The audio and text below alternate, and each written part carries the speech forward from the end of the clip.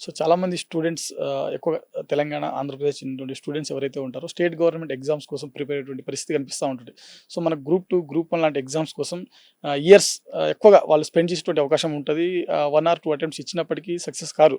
కానీ ఇక్కడ స్టేట్ విషయంలో మనం చూసినట్లయితే గ్రూప్ 2, గ్రూప్ 1 లాంటి నోటిఫికేషన్‌లు మనకు 2, 3 ఇయర్స్ కొన్నిసార్లు 4, 5 ఇయర్స్‌కి ఒకసారి నోటిఫికేషన్ మాత్రమే వచ్చేటువంటి పరిస్థితి కనిపిస్తా ఉంటది. సో ఈ స్టూడెంట్స్ ఎవరైతే ఉన్నారో సెంట్రల్ గవర్నమెంట్ ఇప్పుడు సీజీఎల్ కావచ్చు, సీహెచ్ఎస్ఎల్ కావచ్చు, ఎంటీఎస్ ఇవన్నీ ఇప్పుడు ఎస్ఎస్సి నుంచి మనకు నోటిఫికేషన్ వస్తూ ఉంటాయి. ఆర్ఆర్బీ నుంచి వేరియస్ మనకు ఎన్టీపీసీ అదర్ నోటిఫికేషన్స్ కూడా వస్తూ ఉంటాయి. సో ఈ స్టూడెంట్స్కి ఒకసారి మీరు ఇటు ఆర్ఆర్బీ నుంచి కావచ్చు, ఎస్ఎస్సి నుంచి కావచ్చు, సో ఎలాంటి టైప్ ఆఫ్ నోటిఫికేషన్లు వస్తాయి, వీటికి ఇయర్ ఆఫ్ క్యాలెండర్ ఎలా ఉంటుంది, ఒకసారి చెప్పేటువంటి ప్రయత్నం చేయండి. Some year long process sir. Year on years మనకి వేస్ట్ అవుతా ఉంటాయి. దానికోసం ప్రిపేర్ అయ్యే అభ్యర్థులు వేరేగా ఉంటారు. కాకపోతే సెంట్రల్ గవర్నమెంట్ అనగానే మన వాళ్ళు okay. South India this is not our cup of tea. ఇది నార్త్ ఇండియన్స్‌కే వస్తుంది అన్న ఒక అపోహ ఉంది sir. That is exactly myth. అది నిజమైతే గాదు. మనం కూడా నార్త్ ఇండియన్స్ ఎలాగైతే క్రాక్ చేయగలుగుతున్నారో సౌత్ ఇండియన్స్ మనం కూడా అంతే ఈజీగా క్రాక్ చేయొచ్చు సార్. కాకపోతే ఆ ఎగ్జామినేషన్ మీద ఉన్నటువంటి ఫోబియా వల్ల ఇదెందుకులే అన్నటువంటి ఫోబియా వల్ల వాళ్ళు క్రాక్ చేయలేకపోవటం, అసలు వీటి మీద శ్రద్ధ పెట్టలేకపోవడం జరుగుతుంది. కానీ మనకి ఎవ్రీ ఇయర్ కూడా unlike groups every year SSC నుంచి నోటిఫికేషన్ ఉంటుంది.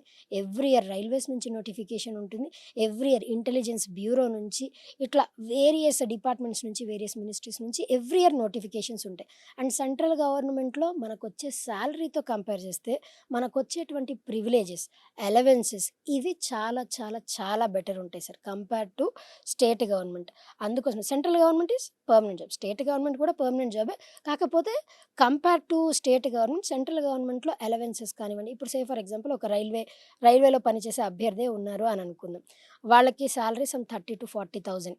ఆ సాలరీ కాకుండా వాళ్ళకిచ్చేటువంటి క్వార్టర్స్ కావచ్చు, టీఏ కావచ్చు, డీఏ కావచ్చు, వాళ్ళకిచ్చేటువంటి మెడికల్ అలవెన్సెస్ కావచ్చు, ట్రావెల్ అలవెన్సెస్ ఈవెన్ ఈ ప్రివిలేజెస్ ఎడ్యుకేషన్‌లో కూడా వాళ్ళకంటూ స్పెషల్ ప్రివిలేజెస్ ఉంటాయి.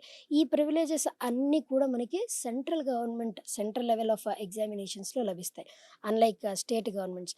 అండ్ మోర్ ఓవర్ రెగ్యులర్‌గా నోటిఫికేషన్స్ ఉంటాయి. UPSC highest standard. దాని తర్వాత SSC, railways, intelligence bureau, bank exams కూడా. ఇవి కూడా సెంట్రల్ గవర్నమెంట్ ఎగ్జామ్స్.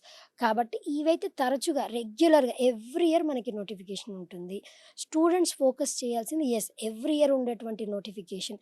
ఇప్పుడు నేనే ఒక అభ్యర్థిని ఎస్ఎస్‌సి, సీజీఎల్ క్రాక్ చేయాలి అని అనుకుంటున్నాను. నేనేం చేయాలి అనంటే ఆల్రెడీ నాకు దాని గురించి అవగాహన ఉన్నట్లయితే ఈ ఇయర్ నేను అటెంప్ట్ ఇస్తే సరిపోతుంది. అలా కాకుండా నేను ఇప్పుడే అవగాహన తెచ్చుకుంటున్నాను. ఇప్పుడే దాని గురించి అవేర్‌నెస్ నేర్చుకోవాలి, ఇంకా తెలుసుకోవాలి ఇదంతా ఉంటే మీరు నెక్స్ట్ ఇయర్ అటెంప్ట్ ఇచ్చారనుకోండి. ఈ ఇయర్ ప్రాక్టీస్ చేసి అవగాహన తెచ్చుకొని నెక్స్ట్ ఇయర్ అటెంప్ట్ ఇస్తే ఫస్ట్ అటెంప్ట్‌లో కూడా మీరు క్రాక్ చేయొచ్చు. అంత బావుంటాయి సెంట్రల్ గవర్నమెంట్ జాబ్స్ అనేవి. ఈ కైండ్ ఆఫ్ జాబ్స్ అన్నీ బ్యాంక్స్ కావచ్చు, ఎస్ఎస్‌సి కావచ్చు, రైల్వేస్ కావచ్చు, ఇంటెలిజెన్స్ బ్యూరో ఈ జాబ్స్ అన్నీ కూడా ఎవ్రీ ఇయర్ ఉంటాయండి. క్యాలెండర్ రిలీజ్ చేస్తారు. ఎవ్రీ ఇయర్ నోటిఫికేషన్స్ కూడా వస్తాయి. ఎగ్జామినేషన్ కొంచెం అటు ఇటు అవ్వచ్చు. పోస్ట్‌పోన్ అయ్యి అటు ఇటు అవ్వచ్చు కానీ డిలే అవుతుంది. కానీ ఉండడం మాత్రం పక్కా.